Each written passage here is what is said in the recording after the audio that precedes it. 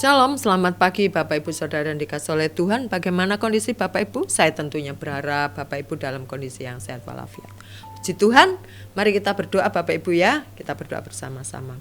Tuhan, terima kasih, kami naikkan syukur kepada Tuhan dan kami berterima kasih amat kepada Tuhan buat semua yang sudah Tuhan nyatakan dalam kehidupan kami. Semua yang melimpah yang kami nikmati. Kami sungguh bersyukur dan pada pagi hari ini kami kembali belajar merenungkan firman-Mu Tuhan.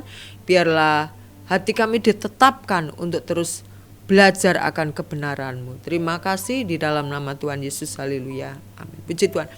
Bapak Ibu Saudara yang dikasihi oleh Tuhan, pada pagi hari ini bacaan kita terambil di dalam kitab Esra. Dan pada pagi hari ini saya akan memberikan judul yaitu Bait Allah. Puji Tuhan. Kalau kita bicara tentang Esra adalah nabi-nabi kecil, ya, maka kita akan ingat bagaimana dan di mana orang-orang Yehuda ini berada.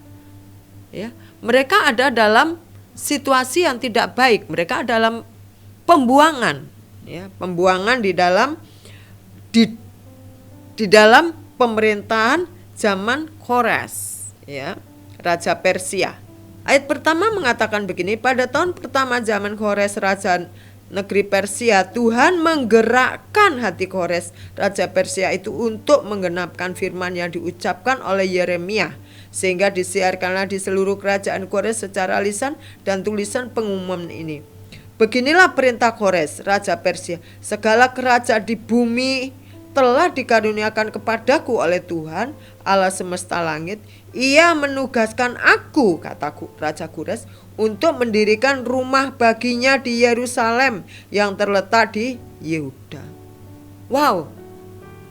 Kenapa saya bilang wow? Karena Kores ini kan tidak mengenal Tuhan sebenarnya.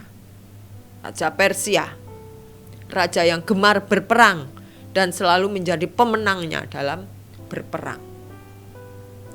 Ayat yang ketiga, siapa di antara kamu termasuk umatnya, umat Tuhan, Allahnya menyertainya. Wah, Dia memberkati. Biarlah ia berangkat pulang ke Yerusalem yang terletak di Yehuda dan mendirikan rumah Tuhan Allah Israel, yakni Allah yang diam di Yerusalem. Bapak Ibu Saudara yang dikasihi oleh Tuhan, di awal tadi saya katakan bahwa kondisi Esra, orang-orang Yehuda itu mereka ada dalam pembuangan di Babel. Ya, mereka menjadi budak. Waktu Yerusalem atau Bait Allah diruntuhkan oleh pemerintahan Raja Titus. Nah, Raja Kores ini di kerajaan Persia, Tuhan menggerakkan, mengubah hati Raja Persia ini, sehingga dia punya inisiatif, dia ada keinginan, dia punya usulan dan gagasan untuk orang-orang Yehuda ini pulang membangun Bait Allah. Ya. Dikatakan di sini, siapa di antara kamu termasuk umatnya, Allahnya menyertainya. Biarlah ia berangkat pulang ke Yerusalem untuk mendirikan Bait Allah. Sepertinya hal ini kan mustahil, orang yang tidak percaya Tuhan, tetapi Tuhan bisa gerakkan hatinya, dipakai Tuhan untuk membangun Bait Allah, untuk membuat orang-orang buangan ini balik lagi ke Yerusalem dan membangun Bait Allah di sana. Bapak Ibu Saudara yang dikasihi oleh Tuhan, apapun bisa terjadi kalau Tuhan izinkan. Amin, puji Tuhan. Ayam saja bisa dipakai Tuhan untuk mengingatkan si Petrus. Bileam saja dipakai Tuhan untuk mengingatkan orang yang tidak mengutuki orang Israel atau orang Yehuda. Siapapun kita bisa dipakai Tuhan. Ya. Mungkin kita katakan, aku gak bisa apa-apa. Aku malu. Aku minder, aku gak bisa, takut. Kalau Tuhan sudah ubah, kalau Tuhan sudah gerakkan hati-hati, Ya, hati-hati. Bisa berubah tiba-tiba. Seperti Raja Persia ini, Raja Kores ini. Tidak ada barang yang tidak mungkin bagi Allah. Tidak ada barang yang mustahil bagi Allah. Semua bisa terjadi dengan seizin Tuhan. Oleh karena itu Bapak Ibu Saudara yang dikasihi oleh Tuhan, kita melihat bagaimana Kores ini mengizinkan orang-orang buangannya untuk kembali ke negerinya di Yerusalem. Sepertinya kan gak mungkin, sangat impossible sekali.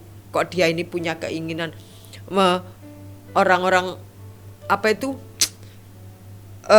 orang-orang buangan ini kembali ke Yerusalem. Harus pada umumnya itu kan, kamu nggak boleh pulang, kamu di sini menjadi budak, kamu di sini menjadi orang-orang tahananku. Kan itu seharusnya. Tetapi ini kan kalau Tuhan sudah bekerja, wah itu sudah tidak bisa. Kita pikir kok bisa, nggak bisa. Nggak bisa kalau Tuhan sudah membuat air menjadi anggur. Apa yang tidak mungkin bisa mungkin kalau Tuhan izinkan. Amin Bapak Ibu. Orang lumpuh bisa berjalan, orang buta bisa melihat, orang tuli bisa mendengar. Apapun kalau Tuhan berkehendak, hanya berkata jadi, maka semuanya akan terjadi. Oleh karena itu Bapak Ibu Saudara yang dikasihi oleh Tuhan, siapapun kita di dalam pelayanan, ya, mari kita juga memberikan diri, memberikan hati. Kalau Tuhan sudah menggerakkan hati kita, jangan ditahan-tahan, nanti sakit jadinya. Kita ikuti arusnya, kita ikuti apa maunya Tuhan. Amin Bapak Ibu. Kita lihat di dalam kitab Roma 8 ayat 38 dan 39, demikian bunyinya. Sebab aku yakin bahwa baik maut maupun hidup, baik malaikat-malaikat maupun pemerintah-pemerintah, baik yang ada sekarang maupun yang akan datang, atau kuasa-kuasa baik yang di atas maupun yang di bawah, ataupun sesuatu makhluk lain, tidak akan dapat memisahkan kita dari kasih Allah yang ada dalam Kristus Yesus Tuhan kita. Kata Rasul Paulus. Dalam kesusahan apapun, tidak akan bisa mewakili hatinya untuk menjauh dari Tuhan. Amin. Dan saya percaya itu ada dalam hati Bapak Ibu Saudara sekalian. Tidak bisa terpisahkan dari Tuhan. Puji Tuhan Bapak Ibu Saudara yang dikasihi oleh Tuhan. Pada pagi hari ini kita belajar untuk mengerti yang menjadi kehendak Tuhan dalam diri kami. Kalau Tuhan sudah mengubah hati kami, kalau Tuhan sudah menggerakkan hati kita untuk kita ambil bagian dalam pelayanan, ayo, ya, jangan ditahan-tahan, jangan tunda-tunda lagi. Ya, kita mau maju, kita bilang ya Tuhan, ini aku, pakailah aku Tuhan dengan apa yang Tuhan mau atas diriku. Amin. Puji Tuhan Bapak Ibu. Mari kita berdoa bersama-sama. Terima kasih Tuhan, kami mau dengar seruan-Mu, kami mau dengar panggilan-Mu, kami mau dengar ajakan-Mu Tuhan, untuk kami boleh maju membangun bait Allah. Dan kami tahu bait Allah itulah ada di dalam diri kami, yaitu hati kami, yaitu hidup kami.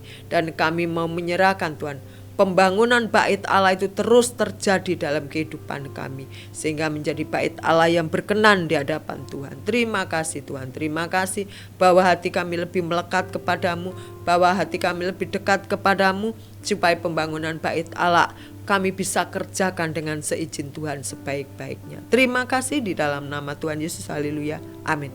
Bapak Ibu, bait Allah tidak harus ke Yerusalem. Bait Allah itu adalah diri kita sendiri, dan juga diri Bapak Ibu Saudara sekalian. Siap dibangun bersama di dalam Tuhan. Amin. Menjadi hidup yang indah, hidup yang berkenaan di hadapan Tuhan. Puji Tuhan. Selamat pagi, selamat beraktivitas. Tuhan Yesus memberkati. Amin.